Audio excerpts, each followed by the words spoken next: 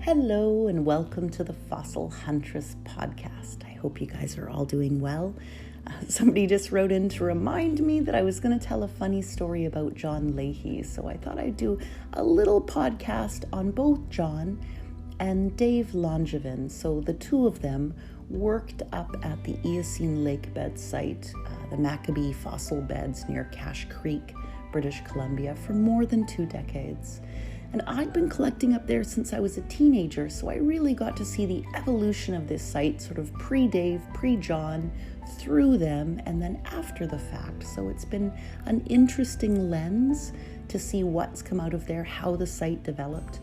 So Dave Langevin put a mineral claim on the site, 25 years ago now, and began working it and opening up and learning about the fossils. And it was a solo effort, although Linda played a big part, his wife.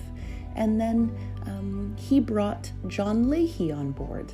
And sometime around when I was still the chair of the Vancouver Palaeontological Society, John Leahy and I had been chatting on the phone, and he'd invited me up and invited the group to come and do a fossil field trip. So I went up there that summer, and John was planning a barbecue to welcome us. And so I drove up in my trusty navy blue Isuzu Trooper and got to John's house and pulled in, and there was indeed a barbecue going on, and it was a big barbecue, bigger than I expected. And so I chatted with some folks and, said that I was up there to see John and that I was going to go out on some field trips with him, and everybody was lovely. And then about, half an hour into that visit, somebody said, "Which John?" And I said, "John Leahy."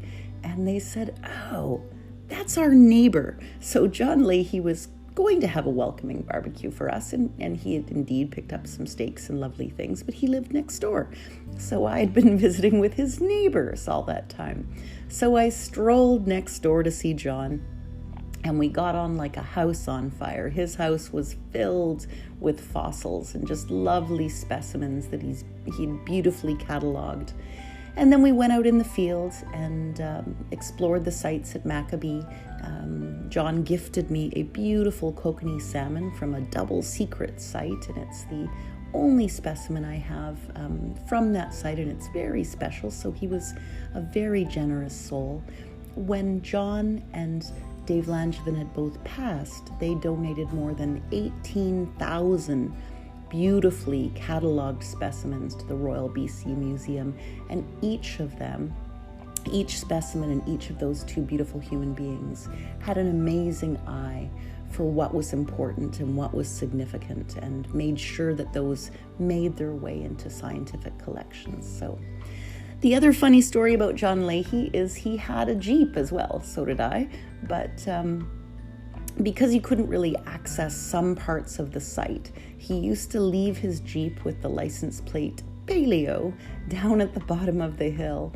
And I would hotwire it every time I'd go up there, and then drive it up the mountain, and then use it to collect, get all my specimens, and then drive back down the hill and undo the wiring. So he would leave a Jeep as long as you could hotwire it and take it up to the site. So he was just that kind of guy, very cavalier but warm and generous, and such a huge contribution to paleontology in BC.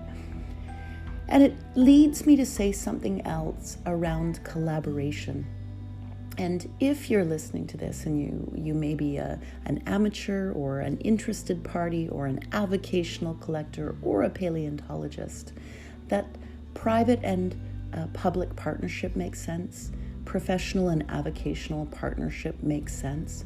Sometimes we use credentials to bully individuals, and I saw that at Maccabee, where we take important specimens. It's important that they go to science, but it's equally important that it's a collaborative effort, and that specimens that are common make their way into the collections of bright young minds. So I was heavily in favor, and I know this is going to make me unpopular, heavily in favor of common specimens being sold so that they could make their way into collections, and I know that I've put together a ton of teaching kits for beautiful young minds interested in science, and seen them really blossom. In one case, he grew up to study geology, which was very thrilling for me, from that little spark early on.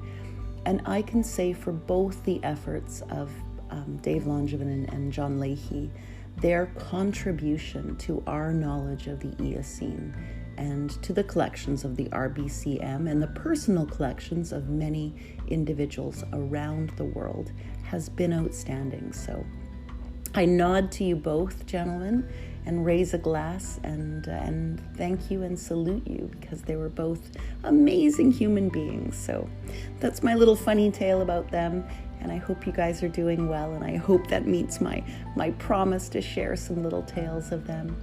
But I'm very sad they're past now, but their contribution and their warmth and kindness will not be forgotten. So thank you for listening, and you guys have a great night.